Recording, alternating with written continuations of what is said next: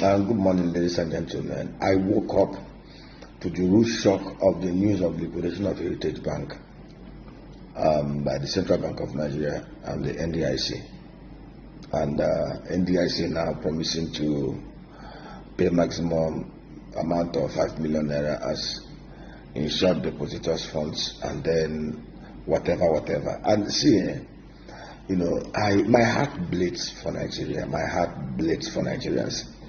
We've passed through this route before.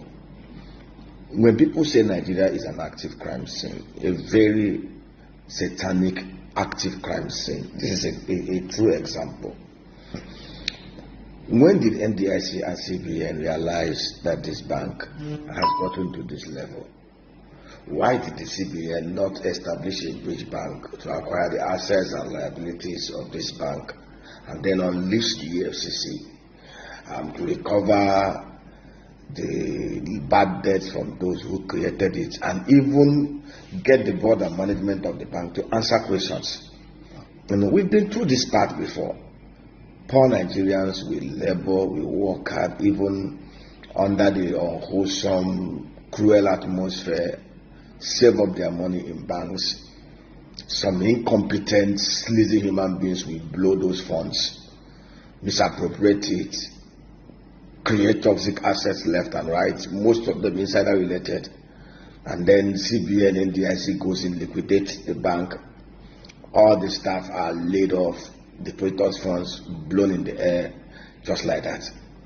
There will have been diverse different approaches to this. CBN will have looked for other healthier banks to acquire. They will have even done what we call guided liquidation. Guided liquidation simply means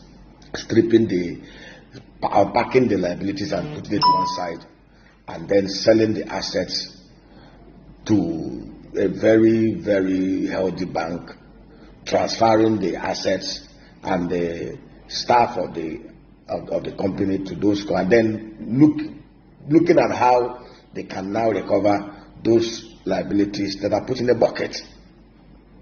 It was difficult for AMCON to be sold, for NAFCON to be sold in 2005.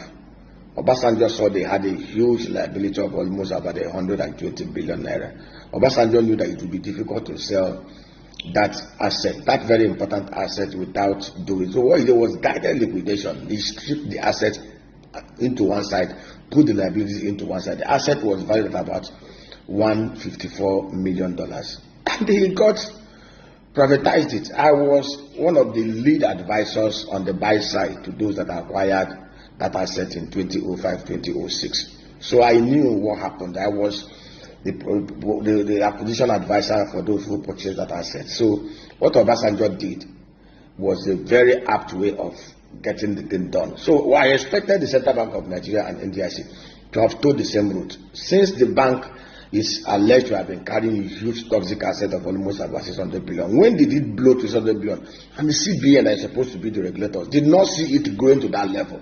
If CBN wanted to put it together, they would have put it together long ago. How did the bank get to the level that the toxic asset kept growing to the extent that they can no longer maintain the books? It's the same thing all over Nigeria. We take things for granted. The same problem we have in the money market with the Central Bank of Nigeria and the deposit money banks, it's the same problem we have in the capital market, and we keep on lamenting this. There is weak regulation, weak enforcement. Criminality thrives in Nigeria because the regulators that are supposed to enforce the regulation are in bed with the operators at some levels. Then the judiciary and the policing system in Nigeria that is supposed to be very upright had become so compromised that people get away with all manner of criminality, and the poor Nigerian masses takes the short end of the stick. A young man just chatted me inbox. He has a huge deposit in Heritage Bank all his life that he has worked for. Now he's scared that he's going to lose it. Under this terrible, atrocious economic situation, we are now compounding the problems of Nigeria by liquidating Heritage Bank the way they've adopted it. All the staff of that bank will lose their jobs. Associated businesses transacting with that bank will lose their business relationship. And then the worst of it all, people who labor so hard to put their hard-earned savings in that bank are going to receive the short end of the stick, because people just no empathy, no compassion. You just put it together. At the end of the day, those who managed the bank, from the board to the top management, will still go scot-free. It happened in Nigeria between 2005 to 2010.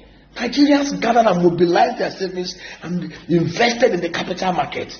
People took their monies to go and run an election. People took their money to go and buy second wives. People took their monies and went as far as Tanzania to go and buy established banks. People misappropriated the trust of Nigerians. SEC did nothing. EFCC did nothing. CICPC did nothing. The police did nothing. The people who misappropriated these funds are walking free. The likes of Voiza, Shimak, and all the online Ponzi scammers got courage to do what they do, because they know we operate a criminal system where people can just connive, do evil, steal people's money, and they use the proceeds of corruption and fraud to bribe their way through. They buy up everybody. They even buy up justice. We can't continue to work this way. The CBN should have adopted. If you don't want to do guided liquidation, stripping the liabilities and packing the wealth and selling the assets, so that the people will not lose their job and lose their deposits, you will have done it. You will have set up a bridge bank, or even made an arrangement for a stronger bank to acquire it, pack the liabilities, and I can bet it 9/10. Those people who are owing those toxic assets will walk away. All they need to do is to buy those buyable. See, the average Nigerian is hurting. The average Nigerian is hurting. There is the feeling of despondency out there. There is this fear.